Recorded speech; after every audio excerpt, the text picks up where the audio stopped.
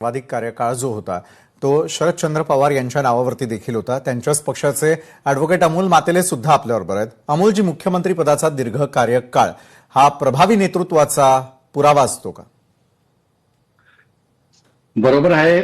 आदरणीय पवार साहेब देखील या राज्यामध्ये 4 वेळा महाराष्ट्राचे मुख्यमंत्री झाले। परंतु जेव्हा एखाद्या घटनात्मक पदावर मुख्यमंत्री म्हणून जेव्हा एखादी व्यक्ती विराजमान होते तेव्हा त्यांनी पक्ष अभिनिवेश बाजूला ठेवून राज्याच्या हितासाठी निर्णय घेतले गेले पाहिजे, राज्यासाठी काम केलं पाहिजे, विरोधकांना सन्मानाची वागणूक दिली गेली पाहिजे। परंतु हे आदरणीय पवार साहेबांनी पुरोगामी महाराष्ट्रामध्ये ही संस्कृती जपण्याचं काम केलं। महाराष्ट्राचे पहिले मुख्यमंत्री यशवंत चव्हाण साहेबांनी जो वारसा आणि वसा घालून दिला त्या पावला पाऊल ठेवून आतापर्यंत सगळ्या मुख्यमंत्र्यांनी काम केलं।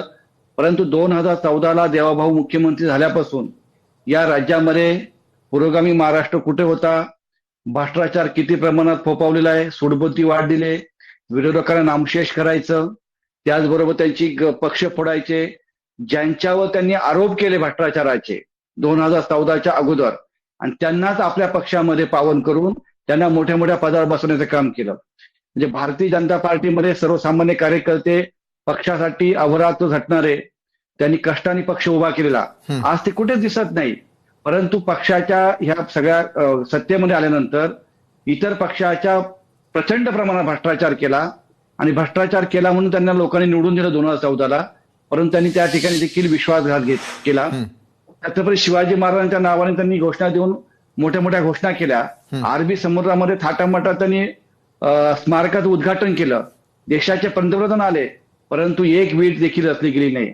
म्हणजे असे अनेक विक्रम या महाराष्ट्राच्या मुख्यमंत्री पदावर विराजमान झाल्यानंतर यांनी जे करायला पाहिजे होते असे त्यांचे विक्रम आहे। म्हणजे शेतकऱ्यांना कर्जमाफी करायची म्हणून सांगायचं पण द्यायचं काहीच नाही, मराठा बांधवांना आरक्षण द्यायचं म्हणून सांगायचं पण द्यायचं काहीच नाही, परत एका बाजूने कोर्टामध्ये दुसरे वकील निवडून लावायचे, त्या ठिकाणी अडकवायचा प्रयत्न करायचा। अशा अनेक ठिकाणी सूडबुद्धीने हे मुख्यमंत्री वागलेले आपण पाहिलं आहोत। सकाळी पहाटेचा शपथविधी असेल, म्हणजे अनेक ज्या घटना घडलेल्या आहेत। म्हणजे मी म्हटल्याप्रमाणे एखादा मुख्यमंत्री झाल्यानंतर तो पक्षाचा अभिनिवेश बाजूला ठेवून आपल्या राज्यासाठी काय आणता येईल, आपल्या राज्यासाठी काय करता येईल हे जे काही प्रयत्न करायला पाहिजे होते। प्रत्येक तरुणांना रोजगार दिला गेला पाहिजे, तरुणांचे प्रश्न ऐकले गेले पाहिजेत। आपल्या राज्यातील उद्योगधंदे इतर राज्यामध्ये पळवून नेले जातात, यावर यांचं लक्ष नाहीये। आदरणीय पवार साहेब मुख्यमंत्री असताना प्रत्येक आपल्या महाराष्ट्रामध्ये प्रत्येक तालुक्यामध्ये MIDC झाली पाहिजे, त्यासाठी त्यांनी सुधारणा केल्या। अनेक MIDC नवीन नवीन उद्योगधंदे आणले। मुंबई शहरामध्ये जे आपण BKC बघतोय आज ते पवार साहेबांची देण आहे। हिंजवडी सारखा मोठा तिथं त्या ठिकाणी IT पार्क आणलेलं आहे। अशा अनेक ठिकाणी तरुणांना लाखो लोकांना तरुणांना रोजगार देण्याचं काम केलेलं आहे। असे पुरोगामी शेतीसाठी क्रांती केलेली आहे।